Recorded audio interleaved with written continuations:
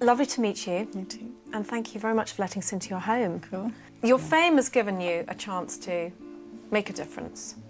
But when it first happened, did you understand that people suddenly looked at you and thought, she's fantastic, she's talented, she's beautiful, she's great? Could you comprehend It sort of that? freaked me out. I couldn't really comprehend it. I don't think I never even thought about it like that as such, but I couldn't really comprehend why I was standing on stage singing songs to people and why they thought it was good and why they thought the records were good or any of that. I was like, if only they knew what a complete moron I am. Do you know what I mean?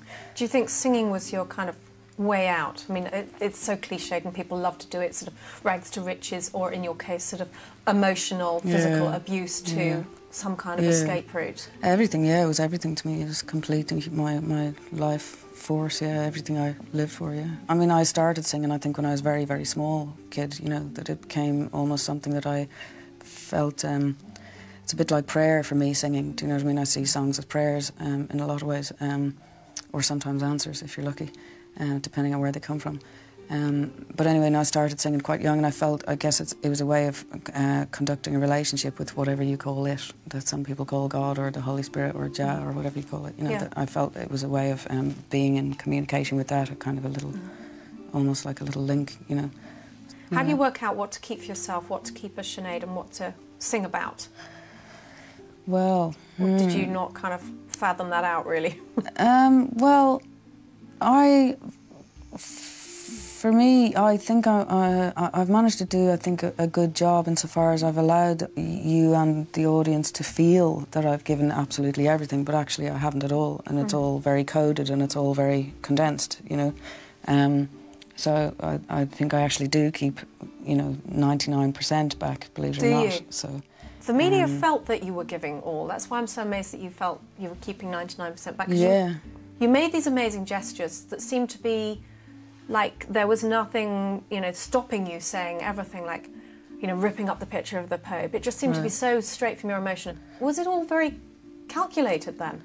Well, stuff like that, I guess, would not be calculated. No, I mean, I'm not a calculated person, but I suppose when it comes to my work, I think I'm what would the word be? I guess I like to think of myself as an intelligent person. You know, there's an old saying that says, I may be silly, but I'm not stupid. You know, so that's what I kind of feel. I may be silly, but I'm not stupid. So a lot of people, there's a big ageism in the world that people assume that if you're young, you can't possibly be intelligent, you know what I mean?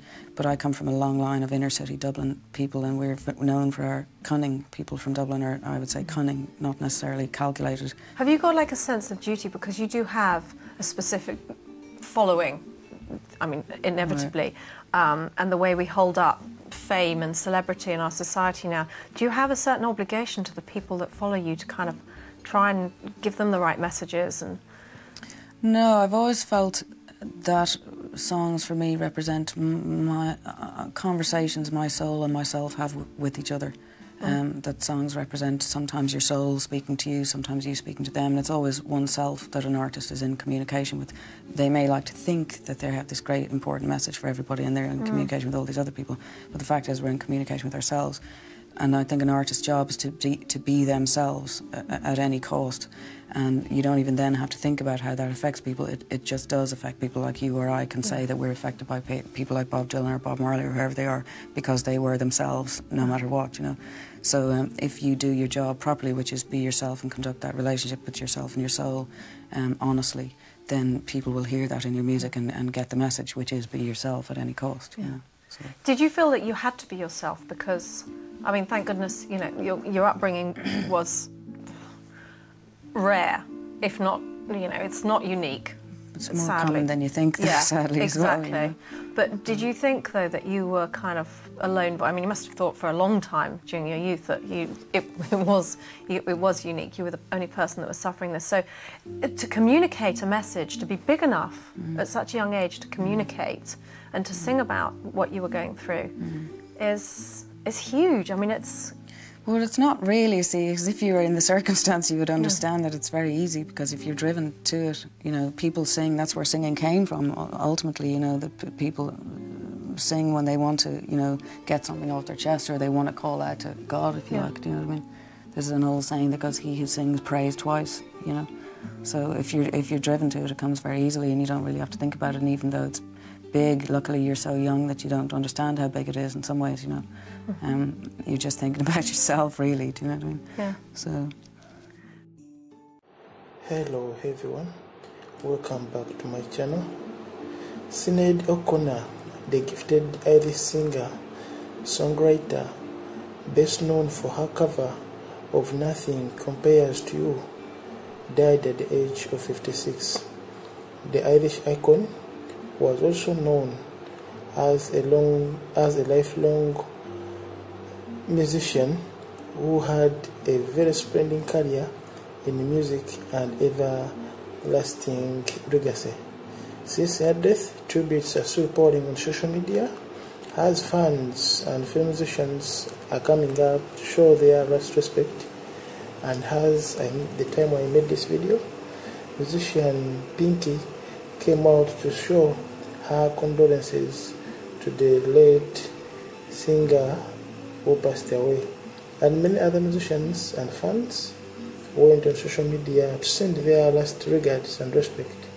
One of them had this to say: possibly one of the best tributes I ever seen for Sinéad O'Connor.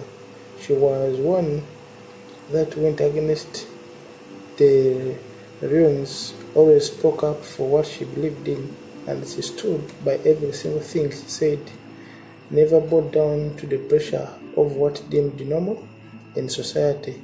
She asked for hard questions and she lived her own life. She achieved so much in her life and was loved by so many, from childhood to win a Grammys and VAMs and being nominated for many, many more.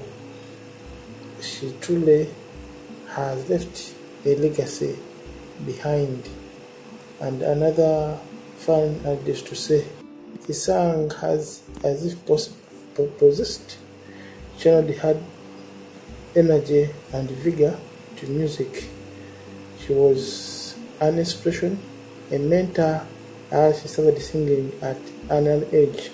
She was a true inspiration to the future generation and the ladies and the minority who have the ability and passion to become musicians. She was a songbird with an angelic and sometimes otherworldly voice, fragile and so charismatic in whatever she did.